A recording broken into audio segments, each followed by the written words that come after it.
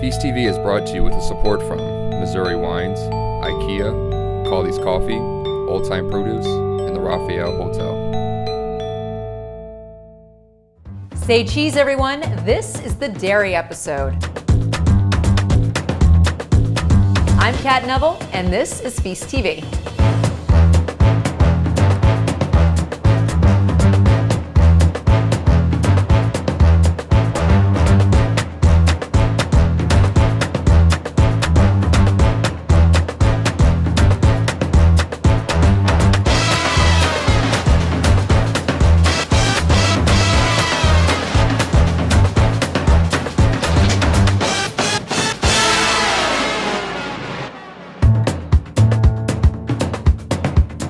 In this episode, we're going to take you to the farm, and we're also going to give you a fork. Later on, we're going to head to Illinois to a goat farm where they're making amazing fresh and aged cheeses, and they bring chefs in from around the region to host a series of dinners focused on those cheeses. But first, we're going to head to Rolling Lawns Farm, where a fourth generation family is caring for a gorgeous herd of Holsteins.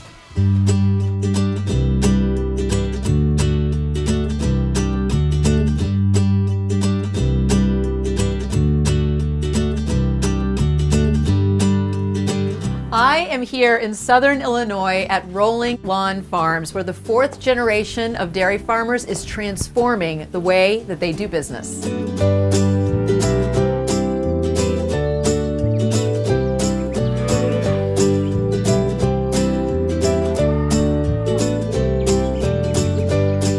We've been thinking about launching our own brand for 10 years, and I basically just got tired of talking about it and realized I needed to do it.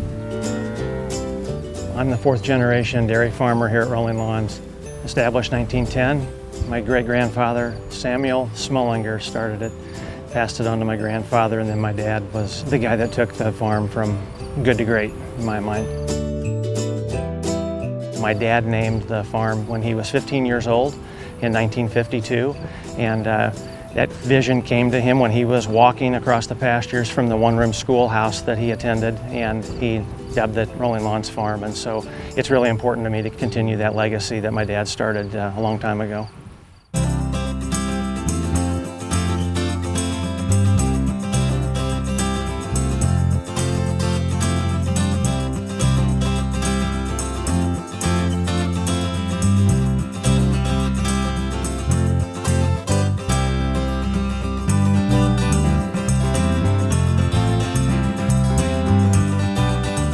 Cows have the most beautiful, serene faces. There is something about being in the presence of a cow. I don't know, I love it whenever I am able to come to a farm like this. They're excited to see you, Cat. So all of these cows are due to have babies in the next 4 to 8 weeks. You want to see a baby? Yeah. Yeah, let's go look at some babies. Okay, I love the babies. Do you have kittens too? Yes, every farm, every dairy farm's got kittens. Kittens and calves, it's like my ideal day.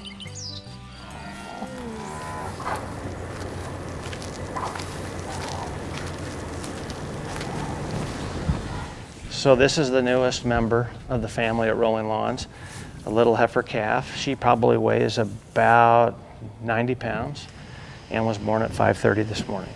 Wow.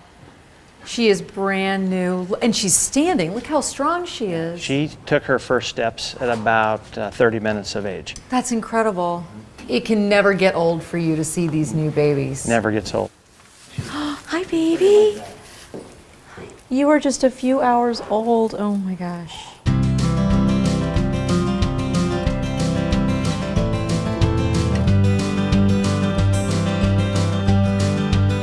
The dairy industry has gone through an amazing amount of change in the last 50 years.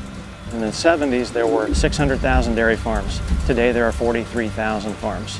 So there's been a tremendous amount of consolidation, and like many industries, this little guy goes away. It's all about scale. In a commodity market, you're a price taker, which is awfully dangerous. And in a cyclical market, in a volatile market like the dairy industry and milk, there are many years where you're going to operate at a loss. 2015 was a break-even year. 2016 is a net loss for most every dairy producer in the country. So we have to change our business strategy to facilitate a revenue model that can be profitable. You have to get really creative if you want to compete with the scale of larger companies. Milk's traded on the market, and that has a tremendous amount of influence on how the dairyman's paid. And that market used to be a domestic, kind of a North American market. Now it's very global. So we're subject to global influences, we're subject to tariffs, we're subject to a lot of political battles that happen. So what we're trying to do is find a stable market for our milk and one that can be profitable.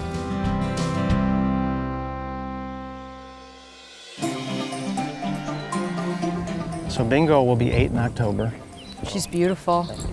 She's eating about 70, 80 pounds of feed a day and drinks about 40 to 45 gallons of water a day. Wow. That's kind of the diet of the dairy cow. That's incredible. Yeah, and then she's given about 110 pounds of milk a day.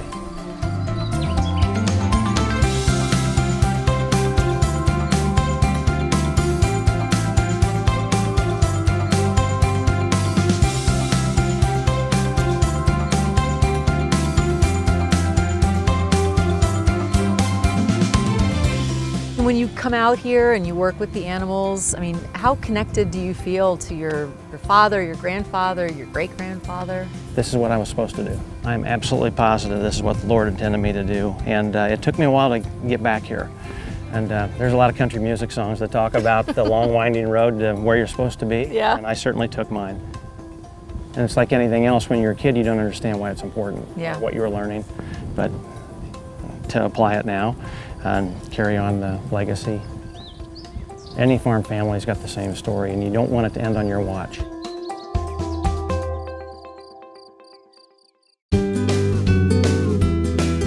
The decision to remain small is certainly a choice.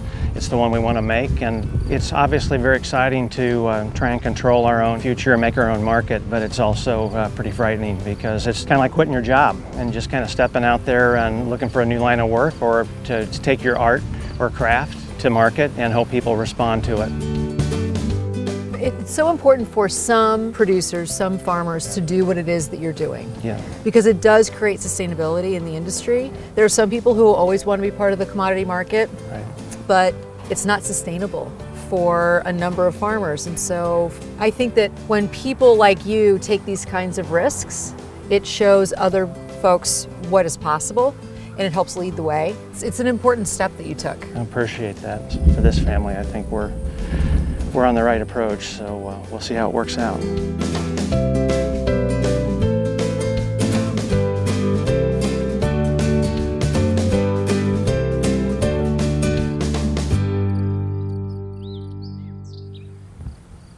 So how did the partnership with Marcoot come about? Our families have known one another forever. They were interested in starting to expand on their operation and processing some other products, and it's a good partnership. It's two families working together.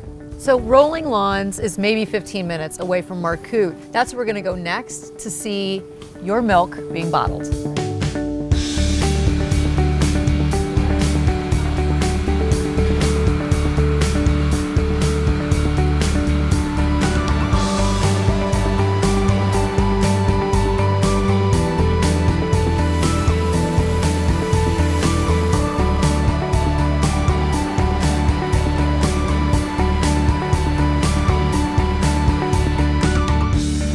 From here, the Rolling Lawns milk goes to wholesale customers as well as grocery stores, and we're gonna head to St. Louis to see what Ice's Plain and Fancy is doing with this milk. Wait until you see it. There's a bunch of science involved.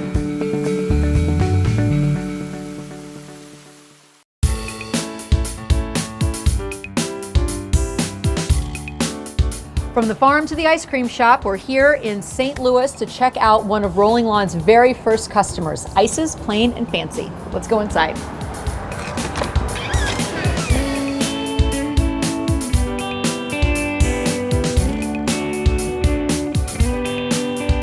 My name is Max Krask. I'm one of the founders of Ice's Plain and Fancy, and yeah, we make liquid nitrogen ice cream. Really, we weren't intending to be a nitrogen ice cream shop. We were just going to be a shop that makes really good ice cream. That's the best way to do it, and we got so busy doing that we couldn't do any of the other stuff. So that's pretty much how that came to be. My favorite reaction when people come in here for the first time is they look around and they say, "Do you have snow cones?" And I say, "No, we do liquid nitrogen ice cream." And they go, "What?" So we'll explain the process to them, and they watch it and they're like, "Oh, whoa." The invention was by Mrs. Agnes Marshall. She was a giant Victorian ice cream chef. She was like a Martha Stewart sort of character. She lectured, she did cookbooks, she had products, she remodeled and modernized kitchens. Were named after her cookbook, Ice's Plain and Fancy. She met a Polish guy that had compressed air. They called it liquid air then. And she immediately thought, oh, I can make great ice cream out of this. And she did, and it was like a superb product because it freezes so quickly, the ice crystals stay really small, so you have a really silky, dense texture that you don't get by doing any other way. It is like a science experiment all the time. It's super cool.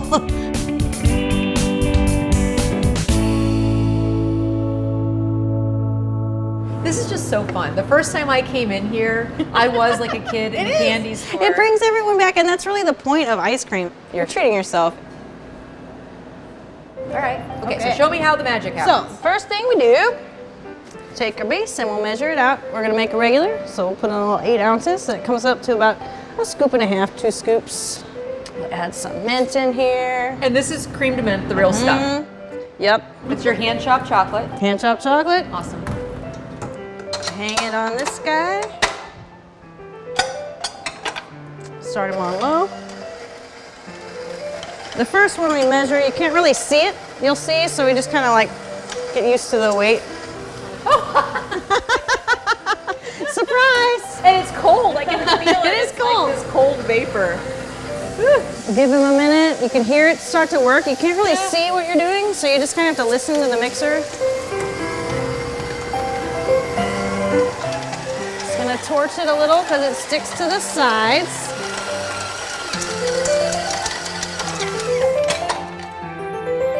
We'll top it with some more chocolate for fun. And voila, there it is. And it took about a minute. Yeah. It's magic.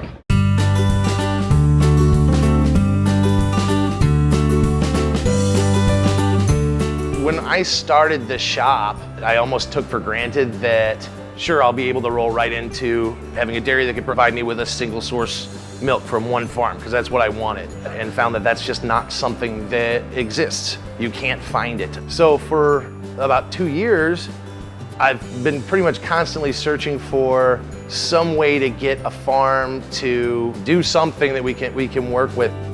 And I knew that some of the people from Marcoot, they're people that I had talked to about trying to get something together. And he's like, well, hey, look, Rolling Log Farms is gonna do this. And I'm like, okay, well, I want in. Rolling Lawn, working with Marcoot, the people there are geniuses. They're very smart, they're way smarter than I am, and they know what they're doing to a great level, but I mean, it's just something that's gonna be really great for the dairy industry.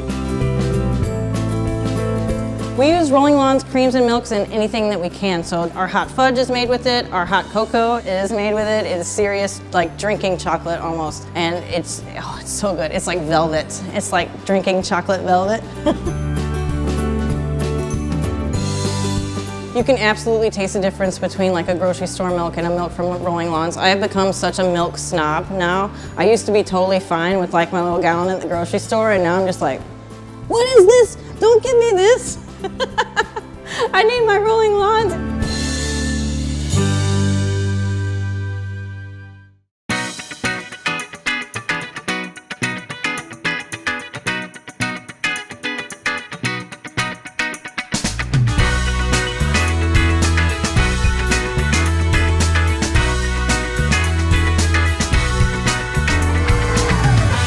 You made ice cream. I made ice cream. And I love making ice cream at home, but this is way faster. Normally it takes hours. Yeah. This is kind of perfect. Check it out. I made that. You want to lick the bowl?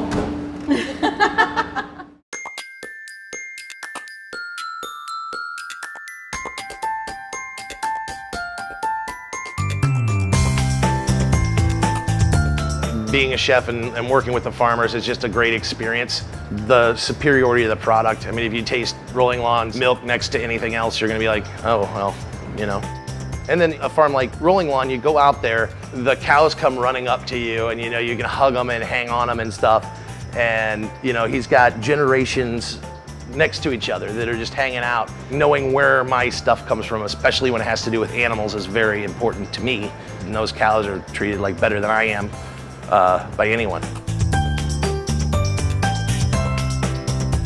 There's a whole bunch of factors that make it important to us that, if we got to run a little higher food cost so that we can run that product, it's totally worth it. If you're gonna treat yourself, you need to do it right.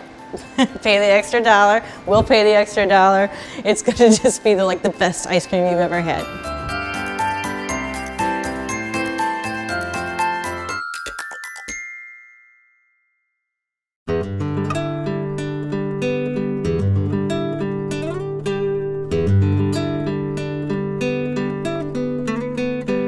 I'm standing here with Orzo, one of the many extremely cute goats at Prairie Fruits Farm, which is the first farmstead creamery in Illinois. We're going to get behind the scenes with Leslie and Wes and find out how they launched this agri-tourism destination.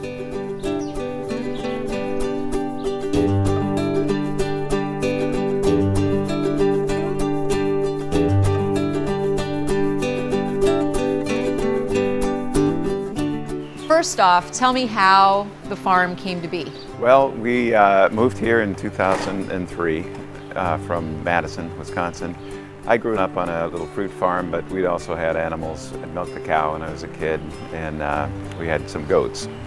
So I really wanted to eat a dead ripe peach off a tree, and I hadn't really been able to do that since I left my home farm.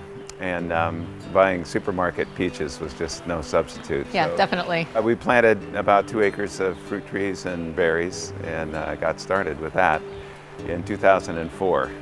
So what brought on the goats? Leslie brought on the goats by and large because we'd met a couple of really great goat cheese makers up in Wisconsin at the Dane County Farmers Market. And Leslie said, we've got a few acres, we've got a barn, why don't we try goats? So we got 3 does and a buck in 2004, and that gave us milk starting on Thanksgiving. So Leslie made cheese with it, experimented with it. We tried it out on friends and acquaintances and people who know cheese, and they said it's good. So we started in January, February of 2005 and became the first farmstead creamery in Illinois.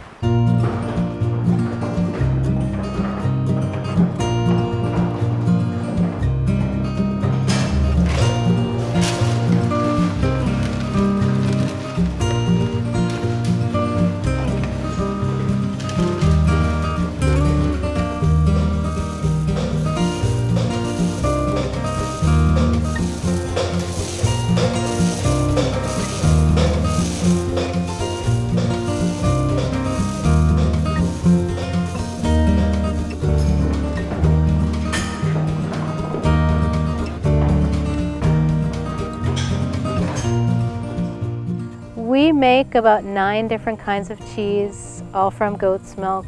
So we are exclusively farmstead. We're very small scale. The fact that we're seasonal and we embrace the seasonality of the milk. We don't try to manipulate the milk to get uniformity. We just kind of go with what the milk gives us. It makes for more interesting cheeses. And having that very direct connection between animal and finished product is always ever present in everything that we do. I find that to be the most satisfying aspect of our farm. So tell me what breeds of goats you have. We have a earless breed, the La Manchas. They were developed in California and Oregon. We got them because they produce the highest butterfat and protein on average of the goat breeds, and when you make cheese, you're interested in solids. They look a little funny to many people. It's a little hard to get used to sometimes, but they're great animals. They're very smart. They're not as noisy as our other breed, which is a Nubian, the long-eared breed. That's this one right here. That's that one, just for demonstration purposes.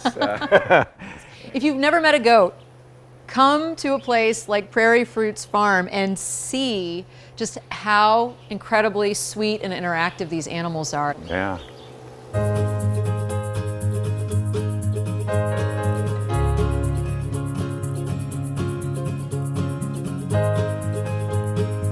When did you start doing the dinners?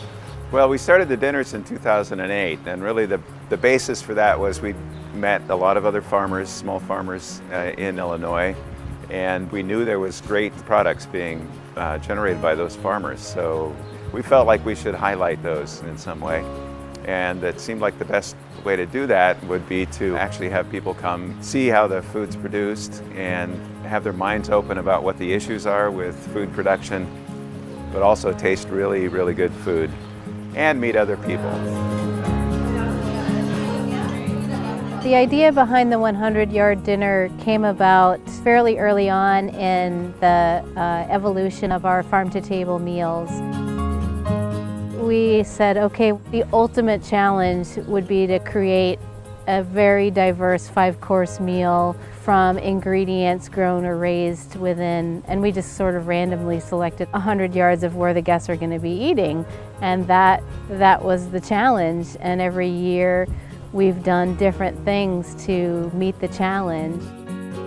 Our partnership with Christine and Josh, the founders of originally Sunday Dinner Club and then Honey Butter Fried Chicken, was based on a long-standing relationship with them as purchasers of our cheese.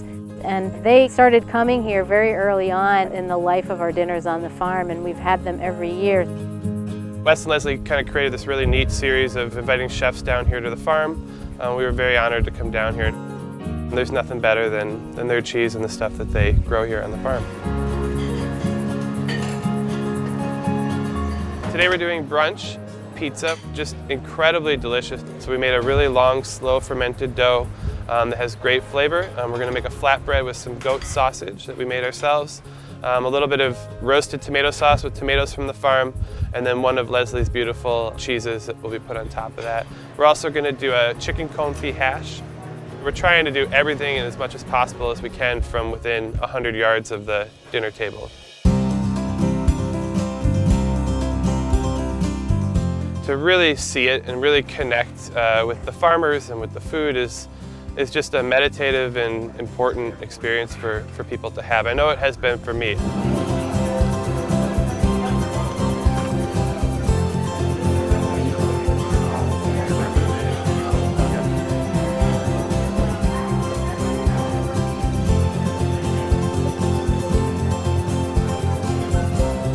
You don't necessarily need to call yourself a farm-to-table restaurant. You need to just have that be your way of doing business. And I think the culinary schools have a role to play because they teach it more like, this is hip and cool right now, this is what you should do, have a relationship with a farmer. But from the farmer's standpoint, we don't want the hip and cool, we want to keep going, and we want to have a robust farm business, and we want to have these long-standing relationships with these chefs. So I think if it becomes what they would consider to be normal food procurement, then I see that as ultimately the way to sustain farms like ours.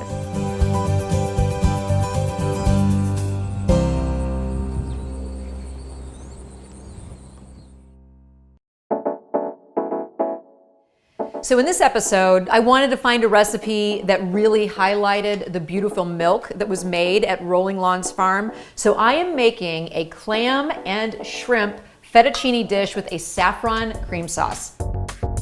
And so the very first step is I'm going to take a pinch of saffron and I'm going to soak it in about a half a cup of wine.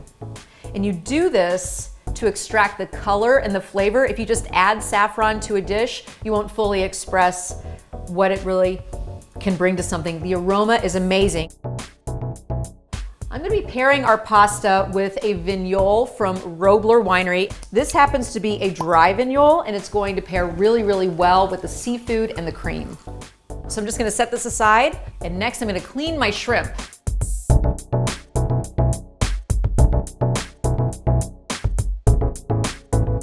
I'm going to go ahead and slice up all of my ingredients so that when I take them over to the stovetop, I just have to put them straight in. First up, I'm going to chop this shallot, and then I'm going to split all of these beautiful cherry tomatoes in half. I'm going to mince a couple of cloves of garlic. Last up, I'm going to cut just a big hunk of butter, and then I'm gonna go start cooking.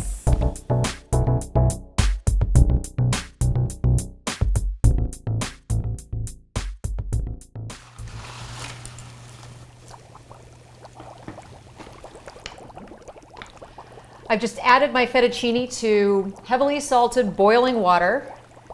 All right, so while that's doing its thing, I'm gonna get the cream sauce started. In the pan, I have just a couple of tablespoons of olive oil and a nice big hunk of butter. This is the dairy episode after all. So my butter is melted. I want it to foam up, and then once the foam subsides, I'm gonna add in my shallots. In they go.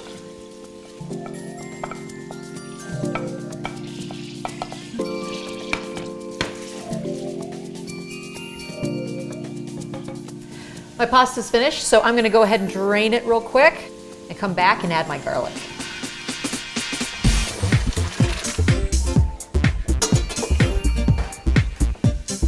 In goes the garlic. Just gonna give it a quick stir to release some of the fragrance, and then I'm gonna add the shrimp to the pan. We're gonna let these cook until they just barely turn pink, because the clams still have to go in, and they're gonna take about 4 minutes, and you don't wanna overcook your shrimp. They'll just become tough.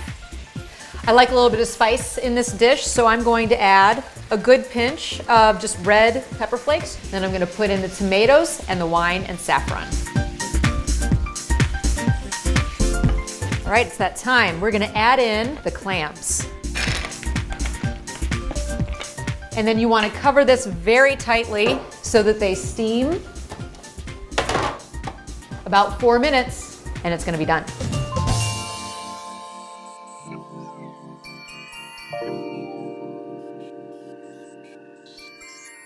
This looks amazing. In goes the heavy cream. One more luxurious addition to this pasta. Then all you have to do is add in your cooked pasta, toss, and then we're gonna serve it up.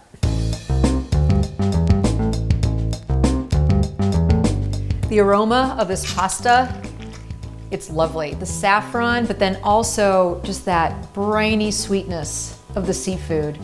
It's a wonderful dish, and it really does highlight high quality dairy with that great butter and all of that cream.